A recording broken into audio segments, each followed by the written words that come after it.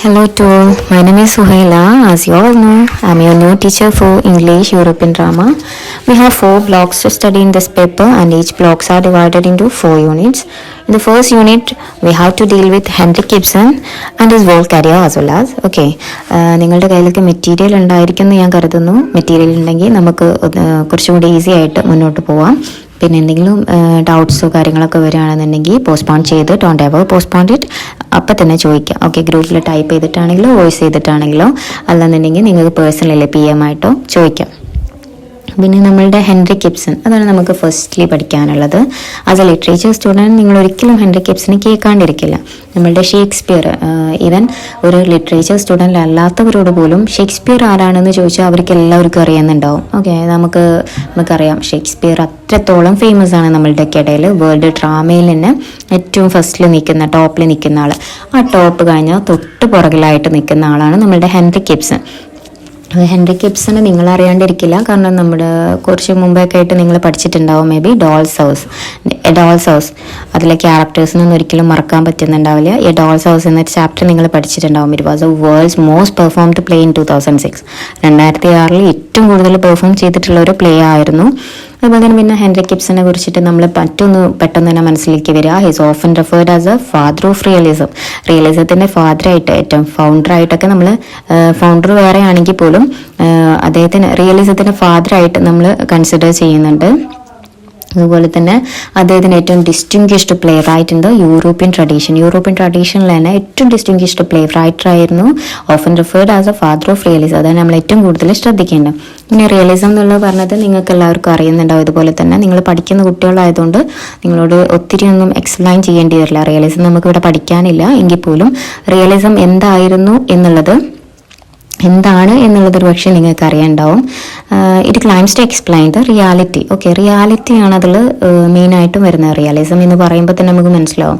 പിന്നെ literary students ആകുമ്പോൾ നിങ്ങൾക്കറിയാം ഒരു വർക്കിൽ എന്തൊക്കെയാണ് ഡെപ്പിക്റ്റ് ചെയ്യുക, എന്തൊക്കെയാണ് അതിൽ പോർട്രേറ്റ് ചെയ്യുക എന്നുള്ളതൊക്കെ. So it claims to explain the reality എന്താണ് എന്നുള്ളതാണ് കാണിക്കുന്നത്. Or it portrays or represents every day experiences they are in real ലൈഫിൽ എങ്ങനെയാണോ നമ്മുടെ എവറി ഡേ എക്സ്പീരിയൻസസ് വരുന്നത് അതതുപോലെ അങ്ങ് പോർട്രേറ്റ് ചെയ്ത് വെക്കുക.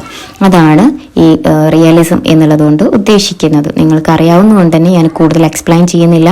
ഇനി നമുക്കിതിൽ വേറെ എവിടെയെങ്കിലും പഠിക്കാൻ വരുന്നുണ്ടെങ്കിൽ of course I will explain it deeply. Okay, and നമുക്കറിയാം പിന്നെ ലിറ്ററേച്ചർ എന്ന് പറഞ്ഞാലും മറ്റൊരു കാര്യം ശ്രദ്ധിക്കേണ്ടത്, ലിറ്ററേച്ചർ എന്ന് പറഞ്ഞാൽ നിങ്ങൾക്കൊക്കെ അറിയാവുന്ന കാര്യമാണ്. നമ്മൾ എന്താണ് ഒരുപാട് ഇമ്പ്രൂവ് ചെയ്യുന്നുണ്ട് ലിറ്ററേച്ചർ പഠിക്കുന്നതിലൂടെ. അപ്പോൾ ഹെൻറി ഗിബ്സനെ നമുക്ക് ഇവിടെ എടുത്തു നോക്കുകയാണെങ്കിൽ തന്നെ ഹെൻറി ഗിബ്സൺ എഴുതിയ പ്ലേകൾ അല്ലെങ്കിൽ അദ്ദേഹം കടന്നു വന്നിട്ടുള്ള ഒരു ലൈഫ് എക്സ്പീരിയൻസുകൾ അതൊക്കെ ഒത്തിരിയാണ്. അപ്പോൾ നമ്മൾ എന്ത് ചെയ്യും, ഓരോ പേഴ്സണെ പഠിക്കുമ്പോഴും അല്ലെങ്കിൽ ഓരോ വർക്ക് പഠിക്കുമ്പോഴും എന്ത് ചെയ്യും, നമ്മൾ അതിൽ നിന്നൊക്കെ ഒരുപാട് അക്വയർ ചെയ്യുന്നുണ്ട്. We improve ourselves by step back in time. നമ്മൾ ഒരുപാട് ഹിസ്റ്ററിയിലോട്ട് പുറകോട്ട് പോയിട്ട് എന്ത് ചെയ്യാണ്, നമ്മൾ സ്വയം ഇന്നീ പ്രസൻറ്റിൽ ഇംപ്രൂവ് ചെയ്തുകൊണ്ടിരിക്കുകയാണ്. ഓരോ വർക്ക് വായിക്കുമ്പോഴും അല്ലെങ്കിൽ ഓരോ റൈറ്റേഴ്സിനെ പഠിക്കുമ്പോഴും ഒക്കെ നമ്മൾ ഒരുപാട് ഇംപ്രൂവ്ഡ് ആകുന്നുണ്ട്. And we learns through the ways of history is recorded. അങ്ങനെയാണ് ഞാൻ വിശ്വസിക്കുന്നത്. നമ്മളെങ്ങനെയാണ് we learns through the how the history is record, എങ്ങനെയാണ് ഹിസ്റ്ററി റെക്കോർഡ് ചെയ്ത് വെച്ചിട്ടുള്ളത്. അല്ലെങ്കിൽ നമ്മൾ അതുപോലെ ആകാൻ ശ്രമിക്കുകയല്ല, ബട്ട് നമ്മൾ അതിൽ നിന്ന് ഒരുപാട് എന്ത് ചെയ്യുന്നുണ്ട്, പഠിക്കുന്നുണ്ട് ഇല്ലേ. അപ്പം നമ്മൾ സ്വയം ഒരുപാട് ഇമ്പ്രൂവ് ചെയ്യിപ്പിക്കുകയും ചെയ്യുന്നുണ്ട്. അപ്പോൾ നമ്മൾ എല്ലാവർക്കും ഉണ്ടാവും ഹാബിറ്റ്സുകളൊക്കെ. പാട്ട് കേൾക്കുമ്പോൾ അല്ലെങ്കിൽ മറ്റെന്തെങ്കിലും കേൾക്കുമ്പോൾ നമ്മൾ അതിൽ നിന്ന് ഒരുപാട് ചേഞ്ച് ആകും. നമ്മൾ ആ റിയാലിറ്റിയിൽ നിന്ന് ഒരുപാട് ചേഞ്ച് ആകുന്നുണ്ട്. അതുപോലെയാണ് നമ്മളിലൊക്കെ ലിറ്ററേച്ചർ എന്ന് പറയുന്ന സംഭവം നമ്മളിലൊക്കെ നമ്മളിലൊക്കെ എന്ത് ചെയ്യുക, വർക്ക് ചെയ്യുന്നതെന്ന് പറയുന്നത്. അപ്പോൾ ലിറ്ററേച്ചർ എന്ന് പറഞ്ഞാൽ എനിക്ക് ഭയങ്കരമായിട്ട് അട്രാക്ഷനുള്ളൊരു സെക്ഷനാണ്. അതുപോലെ തന്നെ ആവണം എന്നെ സംബന്ധിച്ചിടത്തോളം എന്നാണ് ഞാൻ പറഞ്ഞത്. For me.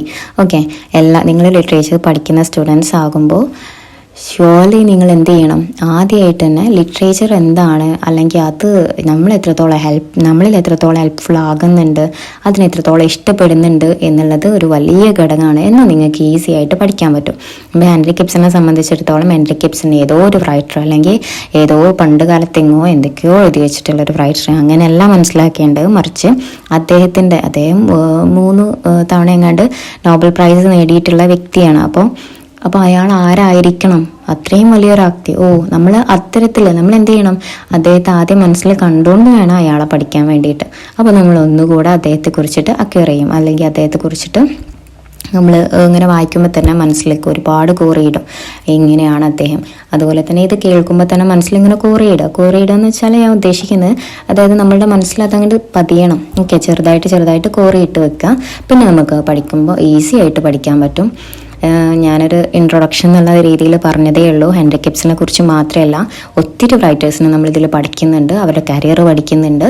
സോ അവരെയൊക്കെ കുറിച്ച് പഠിക്കുമ്പോൾ ഏതോ ഒരു വ്യക്തിയോ എന്തിനാണ് ഇയാളെ കുറിച്ച് പഠിക്കുന്നത്, അല്ലെങ്കിൽ എന്തിനാണ് ഇവരെ കുറിച്ച് പഠിക്കുന്നത്, ഇവരെ കുറിച്ച് പഠിച്ചിട്ട് നമുക്ക് എന്ത് കിട്ടാനാ, അങ്ങനത്തെ ഒരു മെൻറ്റാലിറ്റി വെച്ച് പഠിച്ചാൽ ഒരിക്കലും നമുക്ക് പഠിക്കാൻ പറ്റില്ല. ഇപ്പോൾ ഈ ഒരു സിലബസിൻ്റെ ബൾക്കിയാണ്, അതായത് ഒരുപാട് പേജുകളിലാണ് ഈ ഒരു ലൈഫ് ടൈംസ് വർക്ക്സ് എന്നൊക്കെ കൊടുത്തിട്ട് ഈ ഒരു യൂണിറ്റ് തന്നെ കൊടുത്തിട്ടുള്ളത്. പക്ഷെ അതിൽ നിന്ന് ഒരുപാട് പഠിക്കാനുണ്ട്, പക്ഷേ സിമ്പിളായിട്ടാണ് പഠിക്കാനുള്ളത്. ഓക്കെ, അദ്ദേഹത്തിൻ്റെ ആ ഒരു ഏർലി ലൈഫ് മുതൽ തുടങ്ങുകയാണ്. അതായത് അദ്ദേഹം ജനിച്ചു വീഴുന്നതിന് മുമ്പേ തുടങ്ങിയിട്ട് ലാസ്റ്റ് വരെ ഇതിൽ പറയുന്നുണ്ട്. അപ്പോൾ നമ്മളതൊരു ഇൻട്രസ്റ്റോട് കൂടിയിട്ട് കേൾക്കുക. ഞാനൊരു പേപ്പർ എടുക്കാൻ സ്റ്റാർട്ട് ചെയ്യുന്നു എന്നുള്ള നിലയിലാണ് ഇത് പറഞ്ഞു തരുന്നത്. ഒരു പക്ഷേ നിങ്ങൾക്ക് ഇതൊക്കെ അറിയാവുന്നതായിരിക്കാം. നിങ്ങളിപ്പോൾ ചിന്തിക്കുന്നുണ്ടാവും, ഈ മിസ് എന്തിനാ ഇതൊക്കെ പറയണേ, ഈ ടീച്ചർ എന്തിനാ ഇതൊക്കെ പറയുന്നതെന്നുണ്ടാവും. പക്ഷേ എനിക്കൊരു സാറ്റിസ്ഫാക്ഷന് വേണ്ടിയിട്ടാണ് കേട്ടോ. അപ്പോൾ നിങ്ങൾക്ക് എന്തെങ്കിലും ഇതിൽ ഞാൻ എടുക്കുന്ന രീതിയിൽ മനസ്സിലാവായിക്കയോ അങ്ങനെ എന്തെങ്കിലും വരുന്നുണ്ടെന്നുണ്ടെങ്കിൽ, അല്ലെങ്കിൽ ഞാൻ എടുക്കുന്ന രീതി എന്തെങ്കിലും അങ്ങനെ എന്തെങ്കിലും ഒരു നെഗറ്റീവ് ന്യൂസ് തോന്നുകയാണെന്നുണ്ടെങ്കിൽ എന്നെ പി എം ചെയ്യുക, എന്നെ ഒന്ന് പേഴ്സണലി കോൺടാക്ട് ചെയ്യുക. ഓക്കെ, നിങ്ങൾക്ക് നമ്പർ അറിയാവുന്നതുകൊണ്ട് തന്നെ ഒന്ന് പേഴ്സണലി കോൺടാക്ട് ചെയ്യാനായിട്ട് ശ്രമിക്കുക. പിന്നെ എന്തെങ്കിലും ഡൗട്ട്സോ കാര്യങ്ങളൊക്കെ ഉണ്ടെങ്കിൽ അത് നിങ്ങൾ ഗ്രൂപ്പിൽ തന്നെ ചോദിക്കാം. കാരണം അങ്ങനെ ഉണ്ടെന്നുണ്ടെങ്കിൽ ഒന്നും കൂടെ എക്സ്പ്ലെയിൻ ചെയ്ത് തരും. തീർച്ചയായിട്ടും നിങ്ങൾ തരുന്ന ആ ഒരു റെസ്പോൺസിനനുസരിച്ച് നമുക്ക് ക്ലാസ് ഒരുപാട് ഇമ്പ്രൂവ് ചെയ്യാൻ കഴിയും. ഓക്കെ, ഞാൻ നെക്സ്റ്റ് വോയിസ് മുതൽ നമ്മളങ്ങോട്ട് Henry കിബ്സണിലേക്ക് ഇറങ്ങിച്ചില്ല. Okay, then let's start learning about Unit 1, Henry Gibson Lifetime's Works.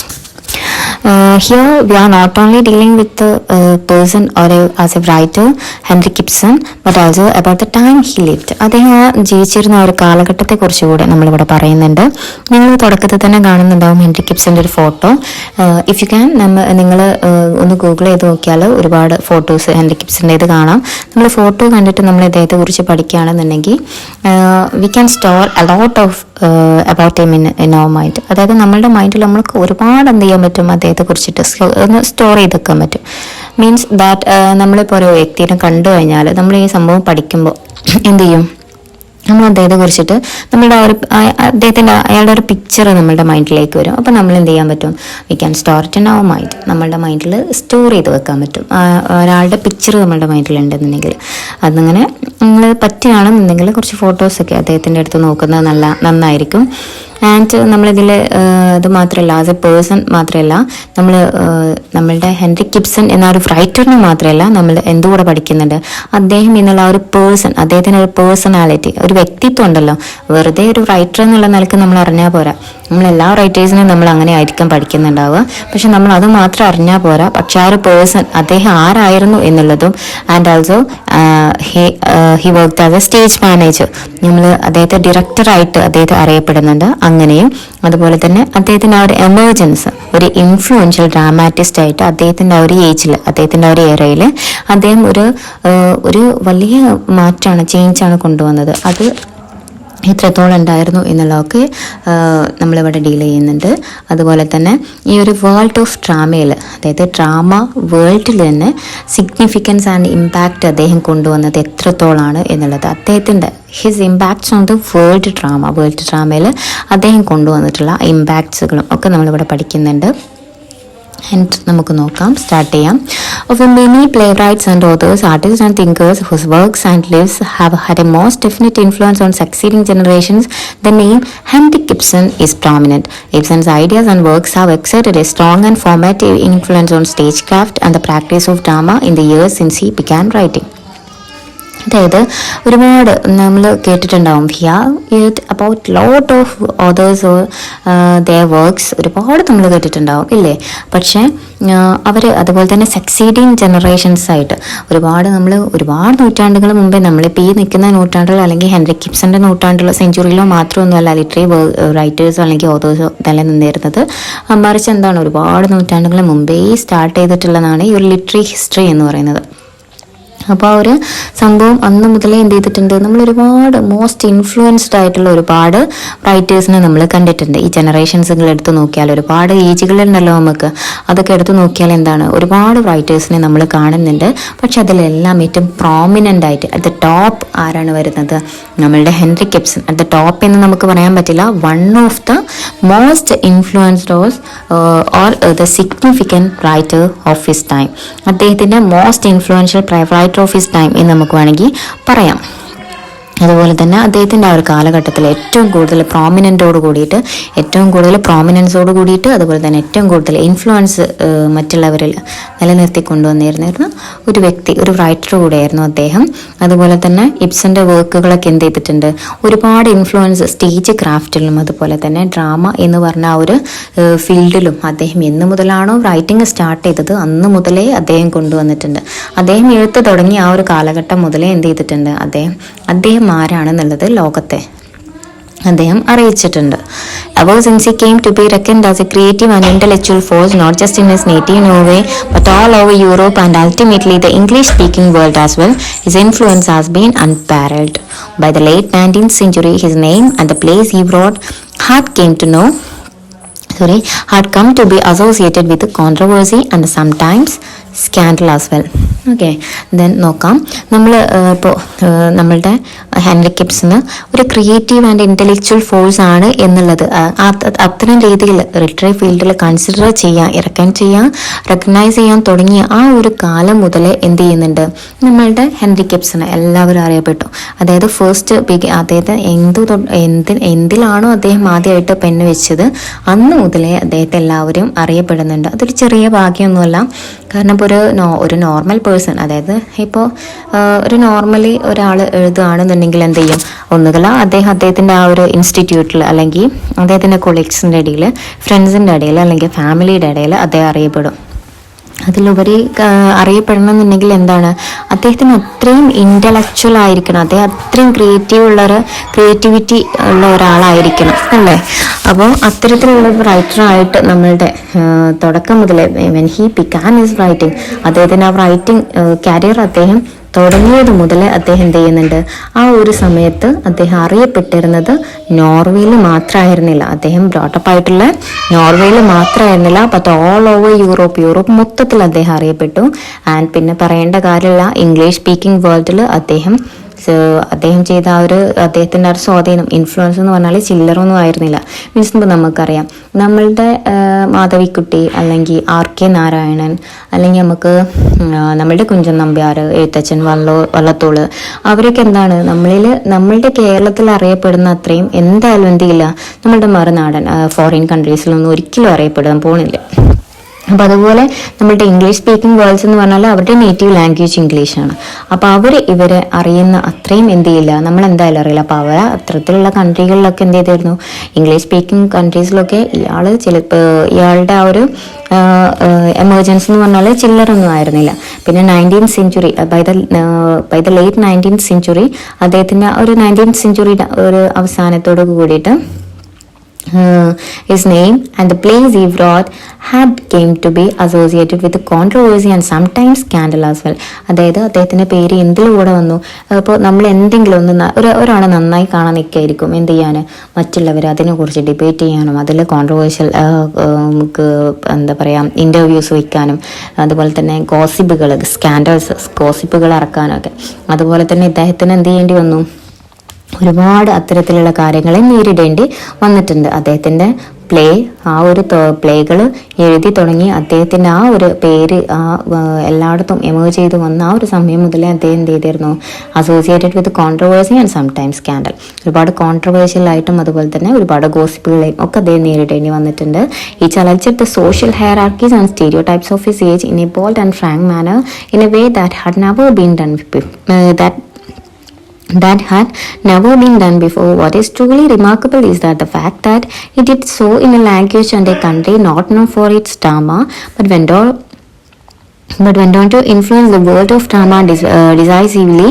His mastery acknowledged the world over. നമ്മളിപ്പോൾ ഇവിടെ പറയുന്ന കാര്യം എന്താണെന്ന് വെച്ചാൽ അദ്ദേഹം എന്ത് ചെയ്തിരുന്നു, social hierarchies and stereo types, അതായത് അദ്ദേഹത്തിൻ്റെ ആ ഒരു കാലഘട്ടത്തിൽ ആ ഒരു ഏജിൽ നടന്നിരുന്ന സോഷ്യൽ അതായത് നമ്മുടെ സൊസൈറ്റിയിൽ നടന്നിരുന്ന കണ്ടംപററി പ്രോബ്ലംസ് അല്ലെങ്കിൽ സ്റ്റീരിയോ ടൈപ്സ്, ഇപ്പോൾ വളരെയധികം സ്റ്റീരിയോ ടിപ്പിക്കലായിട്ടുള്ള വളരെ താഴ്ത്തി കെട്ടുന്ന ആ ഒരു ഇപ്പോൾ കാസ്റ്റ് ആയാലും റേസ് ആയാലും റിലീജിയൻ ആയാലും അതുപോലെ തന്നെ അങ്ങനെ ഒരുപാട് കാര്യങ്ങൾ എന്ത് ചെയ്തിരുന്നു, ഇപ്പോൾ കളറ് അതുപോലെ തന്നെ എന്ത് ചെയ്തിരുന്നു, ഒരുപാട് കാര്യങ്ങൾ കളർ ആൻഡ് ക്രീഡ് അങ്ങനെ ഒരുപാട് സെക്ഷനുകളിൽ എന്ത് ചെയ്തിരുന്നു, ഒരുപാട് എന്താ പറയുക വിവേചനങ്ങളും കാര്യങ്ങളൊക്കെ നിലനിന്നിരുന്നു. ആ കാര്യങ്ങളൊക്കെ കുറിച്ചിട്ട് ബോൾഡ് ആൻഡ് ഫ്രാങ്ക്ലി എന്ത് ചെയ്തിരുന്നു, അദ്ദേഹം തുറന്നെഴുതിയിരുന്നു. അത് ഇതുവരെ ഒരിക്കലും in a way that had never been done before, ആരും ഇതേവരെ ചെയ്യാത്ത രീതിയിൽ തന്നെ എന്ത് ചെയ്തു, അദ്ദേഹം ചെയ്തു. അതായത് ആർക്കും ചെയ്യാൻ ഒരു പേടി അല്ല, ചിലവർക്ക് എന്ത് ചെയ്യും, ഇത്രയും ഫ്രാങ്ക് ആയിട്ട് ഞാൻ എഴുതിയാൽ അല്ലെങ്കിൽ ഇത്രയും ഓപ്പൺ ആയിട്ട് ഞാൻ എഴുതിയാൽ അങ്ങനെ ഉണ്ടാവോ എന്നുള്ള യാതൊരുവിധ സംശയം ഇദ്ദേഹത്തിന് ഉണ്ടായിരുന്നില്ല. അദ്ദേഹം എഴുതും ഫ്രാങ്ക് ആയിട്ട് തന്നെ അന്നത്തെ സൊസൈറ്റിയിൽ നടന്നിരുന്നിരുന്ന ആ ഒരു സ്റ്റീരിയോടിപ്പിക്കലായിട്ടുള്ള അല്ലെങ്കിൽ കോൺട്രവേഴ്സീസ് അല്ലെങ്കിൽ അന്നുണ്ടായിരുന്ന സോഷ്യൽ ഹയറാർക്കീസിനൊക്കെ അദ്ദേഹം വളരെ ഡീറ്റെയിൽ ആയിട്ട് തന്നെ ഫ്രാങ്ക് ആയിട്ട് തന്നെ എഴുതുണ്ടായി. Okay, let's move to the next point. Childhood and early life, Skien and Gjerpen നോക്കാം. മറ്റ് ആദ്യം പറഞ്ഞ സെക്ഷനിൽ if you have any doubts ചോദിക്കാൻ മടിക്കരുത്. Ibsen's story is quite an amazing one, and nothing in his background or lineage prepares up for the phenomenal success and time and fame he achieved. His ancestors were all either seafaring people who worked as captains and on merchant ships, or they were businessmen. They were reportedly not Norwegian by descent and had Scottish, Danish and German heritage behind them. Henrik's father, Knut Ibsen, was born in 1797 and his family had settled in the prosperous town of Skien, where they had built up a very successful lumber business. നോക്കാം. നമ്മളുടെ early life എന്ന് വെച്ചാൽ നമ്മളുടെ childhood and early life, ആ തുടക്കം മുതലൊരു ഇൻഫാൻ്റ് ആയിരിക്കുന്ന ഒരു കുട്ടിയായിരിക്കുന്ന സമയത്തേ നമ്മൾ തുടങ്ങുകയാണ്. ഇബ്സൻ്റെ സ്റ്റോറി എന്താണ്, ഒരു ക്വൈറ്റ് അമേസിങ് വണ്ണാണ്. നിങ്ങളിത് പഠിക്കുമ്പോൾ നിങ്ങൾക്കും തോന്നിപ്പോവും, ഇതൊരു ശരിക്കൊരു ഡ്രാമ പോലെ ഉണ്ടല്ലോ എന്നുള്ളത് നിങ്ങൾക്ക് തോന്നിപ്പോവും. ശരിക്കൊരു ഫിലിമിൻ്റെ ഒക്കെ ഒരു മോഡലാണ് മൂപ്പരുടെ സ്റ്റോറി തന്നെ വരുന്നത്. അതുപോലെ തന്നെ അദ്ദേഹത്തിൻ്റെ ആ ഒരു ലീനേജ് അല്ലെങ്കിൽ ആ ഒരു ഹെറിറ്റേജ്, ആ ഒരു പരമ്പര എന്ത് ചെയ്തിട്ടുണ്ട്, ഒരു ഫിനോമിനൽ സക്സസ് കൊണ്ടുവന്നിട്ടുണ്ട്. അതായത് അദ്ദേഹത്തിൽ ഒരു ഫിനോമിനൽ സക്സസ് മീൻസ് ഒരു അസാധാരണമായിട്ടുള്ള ഒരു കഴിവ് അദ്ദേഹത്തിൽ കൊണ്ടുവരാൻ അദ്ദേഹത്തിൻ്റെ ആ ഒരു ബാക്ക്ഗ്രൗണ്ട് അദ്ദേഹത്തെ ഒരുപാട് ഹെൽപ്പ് ചെയ്തിട്ടുണ്ട്. മീൻസ് അത്രയും നല്ല ബാക്ക്ഗ്രൗണ്ട് ആയിരുന്നു എന്നുള്ളതല്ല, പക്ഷേ അദ്ദേഹത്തിൻ്റെ ബാക്ക്ഗ്രൗണ്ട് ആകെ കൂടെ കുഴഞ്ഞു പറഞ്ഞൊരു ബാക്ക്ഗ്രൗണ്ട് ആയതുകൊണ്ട് തന്നെ അദ്ദേഹത്തിൽ ഇപ്പം നമ്മൾ ഏതൊരു റൈറ്റർ എടുത്ത് നോക്കിയാലും നമുക്കൊരു കാര്യം കാണാൻ കഴിയും, അവരൊരുപാട് ചൈൽഡ്ഹുഡിൽ സഫർ ചെയ്തിട്ടുള്ള ഒരാളായിരിക്കണം. അതായത് ഒരുപാട് ചൈൽഡ്ഹുഡ് മുതലേ ഒന്നുകളാൽ എന്തെങ്കിലും ഒരു റീസൺ ഉണ്ടായിരിക്കും, അതുപോലെ മൈഗ്രേറ്റ് ചെയ്യപ്പെടുക അല്ലെങ്കിൽ അങ്ങനെ എന്തെങ്കിലും ഒരു എക്സൈൽ ചെയ്യുക, അങ്ങനെ എന്തെങ്കിലും ഒരു കാരണത്താൽ എന്ത് ചെയ്യേണ്ടി വന്നിട്ടുണ്ടാകും. ഒരുപാട് സഫർ ചെയ്തിട്ടുള്ള ആൾക്കാരാണ് ഈ റൈറ്റേഴ്സ് അല്ലെങ്കിൽ റൈറ്റിംഗ് ഫീൽഡിലേക്ക് വന്നിട്ടുള്ള ഒട്ടുമിക്ക പേരും. നമ്മൾ ഈ പഠിക്കുന്ന ഒട്ടുമിക്ക പേരുടെയും ബാക്ക്ഗ്രൗണ്ട് എടുത്ത് നോക്കിയാൽ അല്ലെങ്കിൽ ചൈൽഡ്ഹുഡ് എടുത്ത് നോക്കിയാൽ ഭയങ്കര ഭയങ്കര ഐസൊലേറ്റഡ് ആയിട്ടുള്ള ഒരു ലൈഫൊക്കെ ലീഡ് ചെയ്തിരുന്ന ആൾക്കാരായിരിക്കണം. ഓക്കെ, അപ്പോൾ നോക്കാം. അതുപോലെ തന്നെ ആയിരുന്നു നമ്മളുടെ ഇബ്സൻ്റെ ലൈഫ് സ്റ്റോറി വരുന്നത്. പക്ഷേ തുടക്കം മുതൽ അദ്ദേഹം ഭയങ്കര സക്സസ്ഫുൾ ആയിട്ടാണ് വരുന്നത്. പിന്നെ ഹിസ് ആൻസസ്റ്റേഴ്സ്, അദ്ദേഹത്തിൻ്റെ ആൻസസ്റ്റേഴ്സ് എന്ന് പറഞ്ഞാൽ നമുക്ക് ഒന്നുകിൽ സീഫെയറിങ് ചെയ്തുകൊണ്ടിരുന്നത്, അതായത് ഈ കടൽ യാത്ര അത്ര ജോബിലൊക്കെ ഏർപ്പെട്ടിരുന്ന അല്ലെങ്കിൽ ഹു വർക്ക് ആസ് ക്യാപ്റ്റൻസ്, കടൽ യാത്ര മീൻസ് നമ്മളുടെ ക്യാപ്റ്റന്മാരായിട്ട് ഒക്കെ വർക്ക് ചെയ്തിരുന്ന അല്ലെങ്കിൽ മെർച്ചൻ്റ് ഷിപ്പുകളിൽ ഭയങ്കര സക്സസ്ഫുൾ ജോബൊക്കെ ഉണ്ടായിരുന്ന അല്ലെങ്കിൽ സക്സസ്ഫുള്ളി ബിസിനസ്സൊക്കെ കൊണ്ടുപോയിരുന്ന ആൾക്കാരായിരുന്നു അദ്ദേഹത്തിൻ്റെ ആൻസസ്റ്റേഴ്സ് എന്ന് പറയുന്നത്. അതായത് അച്ഛൻ അല്ലെങ്കിൽ അച്ഛൻ്റെ അച്ഛൻ എന്നുള്ളവർക്ക് എന്തായിരുന്നു ഭയങ്കരമായിട്ട്, അച്ഛനെ എന്ന് നമുക്ക് പറയാൻ വയ്യ കാരണം നമ്മൾ ബാക്ക്ഗ്രൗണ്ട് നോക്കുമ്പോൾ മനസ്സിലാവും. ആൻസസ്റ്റേഴ്സ് എന്ന് പറയുമ്പോൾ പരമ്പരാഗതമായിട്ടുള്ള പഴമക്കാരൊക്കെ എന്തായിരുന്നു സീഫെയറിങ് ക്യാപ്റ്റൻസോ അല്ലെങ്കിൽ മെർച്ചൻസോ ഒക്കെ ആയിരുന്നു, അല്ലെങ്കിൽ ബിസിനസ് മാൻ അവരൊക്കെ ആയിരുന്നു. അവർ ഡീസൻ്റ് അവരുടെ ഒരു ലാംഗ്വേജ് എടുത്ത് നോക്കുമ്പോൾ നമുക്ക് അവരെ നോർവേജിയൻ പീപ്പിൾ എന്ന് പറയാൻ വയ്യ. സ്കോട്ടിഷ്, ഡാനിഷ്, ജർമ്മൻ ഹെറിറ്റേജ് ഒക്കെ അവരുടെ പുറകിലുണ്ട് എന്ന് നമുക്ക് മനസ്സിലാക്കാൻ പറ്റും. പിന്നെ ഹെൻറിക് ഇബ്സന്റെ ഫാദർ, അതായത് അച്ഛൻ്റെ പേര് ക്നൂത്ത് ഇബ്സൺ ആണ്. അദ്ദേഹം ജനിക്കുന്നത് 1797 ഫാമിലിയൊക്കെ സെറ്റിൽഡ് ചെയ്തിട്ടുള്ള സ്കീം എന്ന് പറഞ്ഞിട്ടുള്ള ഒരു പ്രോസ്പെറസ് ആയിട്ടുള്ള ഒരു ടൗണിലാണ്. മീൻസ് ഒരു വലിയ ടൗണ്, അതായത് ഒരുപാട് റിച്ച് പീപ്പിളൊക്കെ താമസിക്കുന്ന ഒരു വലിയ ടൗണിലാണ്. അവിടെ അവരെന്ത് ചെയ്തു, അവരുടെ ഒരു സക്സസ്ഫുൾ ആയിട്ടുള്ള ബിസിനസ്, ലംബർ ബിസിനസ് മീൻസ് ഒരുപാട് ബിസിനസ്സുകളൊക്കെ ചെയ്തിട്ട് എന്ത് ചെയ്തു, ഒരു സക്സസ്ഫുള്ളായിട്ട് ലൈഫ് ലീഡ് ചെയ്തുകൊണ്ടിരിക്കുന്ന ഒരു ടൈമായിരുന്നു നമ്മളുടെ ഹെൻറിക് ഇബ്സൺ ജനിച്ച ആ ഒരു കാലഘട്ടം എന്നൊക്കെ പറയുന്നത്. വളരെ സക്സസ്ഫുൾ ആയിട്ടുള്ള ഒരു ലൈഫ് ലീഡ് ചെയ്യുന്ന അവരുടെ പാരൻസ് ആ ഒരു സക്സസ്ഫുൾ ലൈഫ് ലീഡ് ചെയ്യുന്ന ആ ഒരു ടൈമിലായിരുന്നു. Skien was an important port of town in Norway and traded in wood and iron. By all accounts it was a bustling town with an active social life supported by the large fellow of population.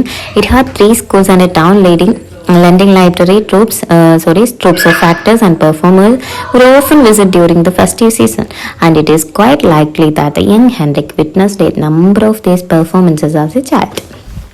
The scheme എന്ന് പറഞ്ഞാൽ നമ്മളുടെ ആ ഒരു town ഉണ്ടല്ലോ, അതെന്ന് പറഞ്ഞാൽ ഒരു port town ആണ്. മീൻസ് നമ്മൾ തുറമുഖം എന്ന് പറയില്ലേ, അങ്ങനത്തെ ഒരു പ്ലേസ് ആണ്. ഓക്കെ, അവിടെ ഒരുപാട് വുഡ് ആൻഡ് അയൺ ബിസിനസ്സുകളും ട്രേഡിങ്ങും കാര്യങ്ങളൊക്കെ നടക്കുന്ന ഒരു സ്ഥലമാണ്.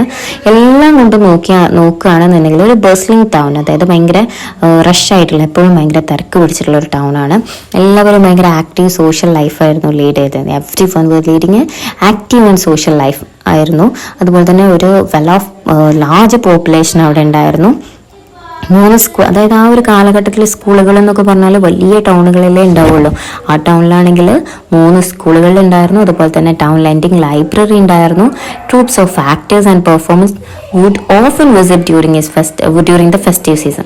ഈ ഫെസ്റ്റീവ് സീസൺ, അതായത് ഉത്സവ ടൈമൊക്കെ വരുമ്പോൾ എന്ത് ചെയ്യും, ഒരുപാട് ട്രൂപ്സ് എന്ന് പറഞ്ഞാൽ ഗ്രൂപ്പ്, ഒരുപാട് ആക്ടേഴ്സിൻ്റെ ഗ്രൂപ്പുകളും അതുപോലെ തന്നെ മറ്റൊരുപാട് പെർഫോമേഴ്സൊക്കെ അവിടെ വന്ന് വിസിറ്റ് ചെയ്യാറുണ്ട്. അത്രയും വലിയ ടൗൺ ആയതുകൊണ്ട് തന്നെ അവിടെ വന്ന് വിസിറ്റ് ചെയ്യാറുണ്ടായിരുന്നു.